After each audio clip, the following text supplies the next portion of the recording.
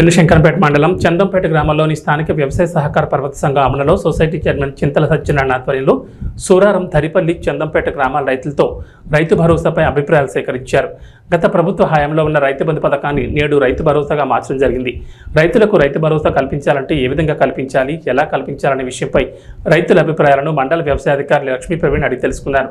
అనంతరం మాట్లాడుతూ జూలై 15వ తేదీ నుంచి రైతులకు తమ ఖాతాల్లో రైతు భరోసా డబ్బులు పడడం జరుగుతుందని, ప్రభుత్వ ఆదేశాల ప్రకారం రైతులను రైతు భరోసాపై వారి అభిప్రాయాలను సేకరించడం జరుగుతుందని, రైతుల అభిప్రాయాలను ప్రభుత్వం దృష్టికి తీసుకోవడం జరుగుతుందని ఆయన తెలిపారు. ఈ కార్యక్రమంలో రైతులు పాల్గొన్నారు. గవర్నమెంట్ ఏం చేసిందంటే ఈ రైతు బంధు కింద కొన్ని భూములు రియల్ ఎస్టేట్ భూములకు కానీ లేకపోతే నాలా కన్వర్షన్ అయిపోయిన భూములకు కానీ పంట సాగు చేయని భూములు ఉన్నాయి, వేస్ట్ కూడా ఉన్నాయి, పడవలు ఉన్నాయి, ఆ భూములకు వస్తుంది.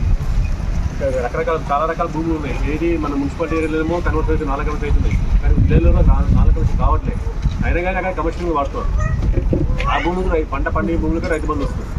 సో ఇవన్నిటికి చెక్ పెట్టడానికి ఏం చేసిందంటే గవర్నమెంట్ రైతుల నుంచి అభిప్రాయాలు తీసుకోమంటున్నారు.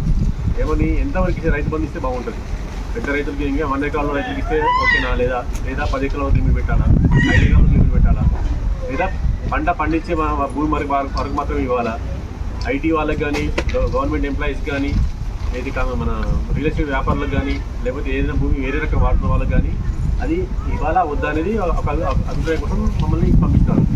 మేము దగ్గర ఒపీనియన్ తీసుకుంటాం, తీసుకొని అది రాసుకొని ఏదైతే మీరు ఉన్నాయో అది గవర్నమెంట్ సర్వీస్ అందిస్తాం. దాన్ని బట్టి వచ్చే 10 రోజుల్లో మీకు రైతు భరోసా స్టార్ట్ చేస్తారు.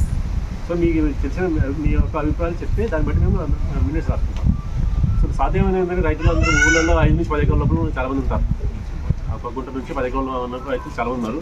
10 ఎకరాల పైన తక్కువ మన మండలంలో 10 నుంచి 20 మంది తక్కువ ఉన్నారు. ఇంకా 100 ఎకరాలు లేరు ఇక్కడ, కానీ 40 ఎకరాలకే మ్యాక్సిమం లీవ్ మన మండలంలో. సో మీరైతే ఏదైతే చెప్తారో దాన్ని బట్టి అదే రాసుకుంటాం. 5 ఎకరాలకి ఇవ్వాలా. ఈ 10 ఎకరాల్లో కూడా ఏంటంటే 10 ఎకరాల రైతు ఉంటే అందులో 5 ఎకరాలు ఇస్తారు, 5 ఎకరాలు ఇయ్యరు వాళ్ళ వసతిని బట్టి. సో దాంట్లో 5 ఎకరాల వరకు ఇవ్వాలా, లేదా మొత్తం 10 ఎకరాలకి లిమిట్ పెట్టి ఎంత వేసిన ఎక్కువ ఇచ్చేయాలా, అది కూడా మీరు చెప్పొచ్చు. కౌలు రైతులు ఉన్నారు, కౌలు రైతు చేస్తే ఏమైంది వాళ్ళకి మన దగ్గర కౌలు పత్రం లేదు, కౌలునామా లేదు మన దగ్గర. సో యజమాని ఒప్పుకుంటేనే కౌలు ఆయనకి ఇవ్వాల్సి వస్తుంది. సో అది కూడా ఇంక్లూడ్ చేస్తారు, కౌలు రైతులకి ఇవ్వాలా వద్దనేది. సో ఇవన్నీ కూడా మీ అభిప్రాయాలు తీసుకొని మేము రాసుకొని పంపిస్తాము.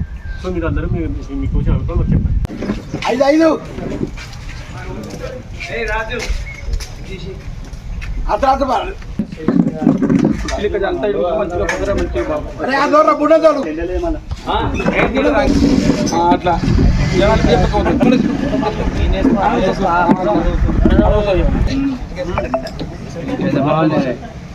కొడుకు వై కూడా పోయేటట్టు